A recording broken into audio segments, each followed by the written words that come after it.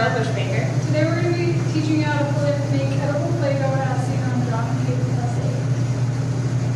Why edible Play-Doh? Play-Doh itself allows children to develop their fine motor skills at a young age. They're using their hands to form and mold and just using their fingers and increasing their dexterity. Playing with Play-Doh allows children to be creative, make pizzas, castles, anything, whatever their hearts desire. Also, by using edible Play-Doh, it's a variation on the classic. It increases child play activity, and it can also be a snack time, saving accommodations for parents who are looking to have a little bit more fun throughout the day. Alright, so there's some very important things to remember when you're making edible Play-Doh. First, you want to remind children that while this Play-Doh tastes good, that not all Play-Doh is going to taste as good as this, so it shouldn't be a common practice to eat the Play-Doh while you're playing with it, unless it's this specific kind of Play-Doh.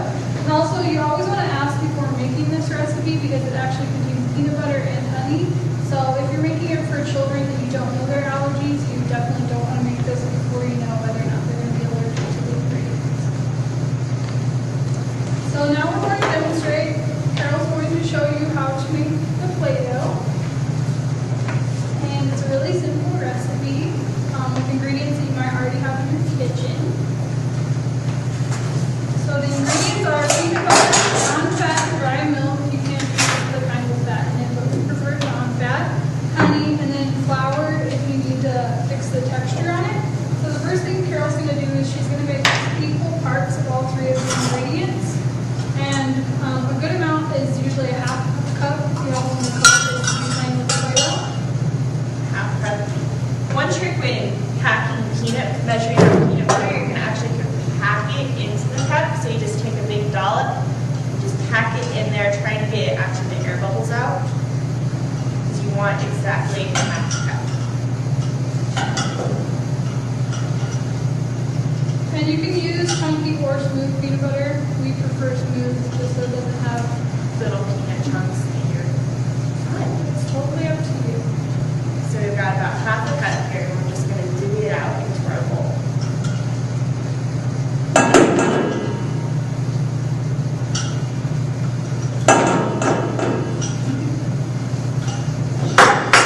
The next ingredient is non-fat dry milk. So we're going to do another half cup because equal parts. We did it pouring into our dry measuring cup. And if you're not used to buying this, it's located in the store usually next to the evaporated milk down the baking aisle.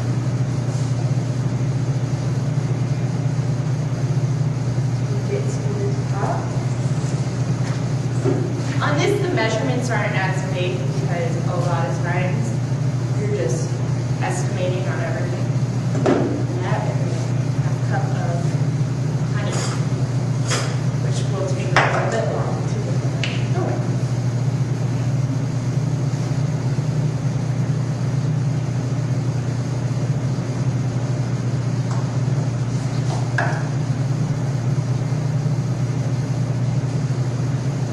And so also we have the flour here, and that's not going to be a main ingredient. This is if you think that the Play-Doh is too runny and you'd like it to have a little bit more texture, you can add this as you go along. Because once you start mixing it, you'll kind of see how it's forming up. Another thing that we found is if you put it in the refrigerator overnight before you have your children play with it, it's going to set up more and be more like regular Play-Doh and not quite as sticky on your hands.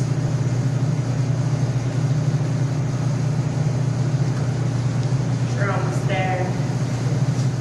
Go.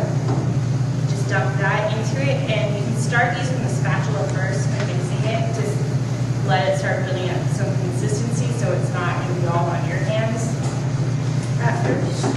So we're just going to mix it up, and it's going to start making a round ball. And if you have older children that you're comfortable with them being in the kitchen with you, you can also have them participate in this part of the activity. Or if you have older children, you can have them make this for their younger siblings. And it's just a fun way to start teaching your kids how to measure things out and how to use the different tools in the kitchen. You can start to see it warm up here. But it's still kind of sticky, so we're going to add a little bit of flour to start building up that consistency consistency that you're looking for, so they can mold and not worry about having it all over their fingers. And then also, if you wanted to make a big batch and use this over a couple days, it stays good in the refrigerator for about 2 days. After that, you're probably going to want to make a new batch rather than keep on using that same batch. And while Carol's mixing this up, I'm just going to tell you about the alternate recipe for kids with peanut allergies. You can actually use, instead of the peanut butter, you can use 8 ounces of cream cheese instead. And then you're going to want to change the recipe just a little bit and make it a half cup non-fat dry milk powder, only a tablespoon of honey because cream cheese has more liquid in it, and then flour as needed, and then it's just going to be exactly the same as that.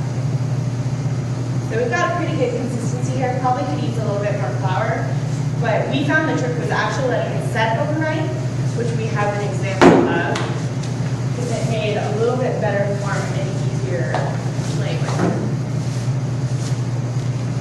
So you have a little bit better Play-Doh that you can actually form and mold into different things. And the best part is you don't have to pick it up off the table because the kids can just eat it as they're going along. Some kids might just choose to eat it and not play with it as much, and some kids may choose to eat it. Kind of all up to you. Do you guys have any questions?